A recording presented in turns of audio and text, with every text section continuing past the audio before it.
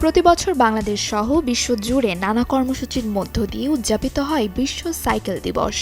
বিশ্বজুড়ে এই দ্বিচক্র যানটিকে জনপ্রিয় করে তোলার পেছনে জড়িয়ে আছে এক শিক্ষকের দীর্ঘ ১ দশকের আন্দোলন।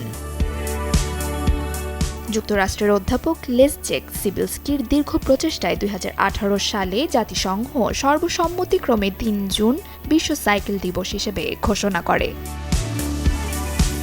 বিশ্ব স্বাস্থ্য সংস্থার মতে হাঁটা ও সাইকেল চালানোর মতো সক্রিয় যাতায়াত ব্যবস্থা কেবল স্বাস্থ্যের জন্যই ভালো নয়, পাশাপাশি সামাজিক সমতা ও অর্থনৈতিক সাশ্রয়ও নিশ্চিত করে। বিশেষ করে শহরের স্বল্প আয়ের মানুষের যাতায়াত সহজ করার পাশাপাশি এটি হৃদরোগ, স্ট্রোক ও ডায়াবেটিসের মতো মারাত্মক স্বাস্থ্য ঝুঁকি কমিয়ে আনে।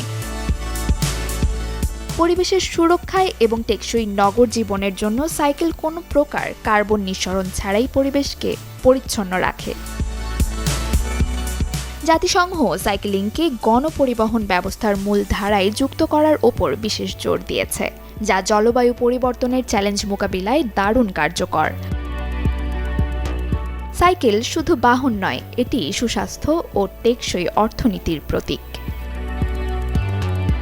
Desk report, channel 24।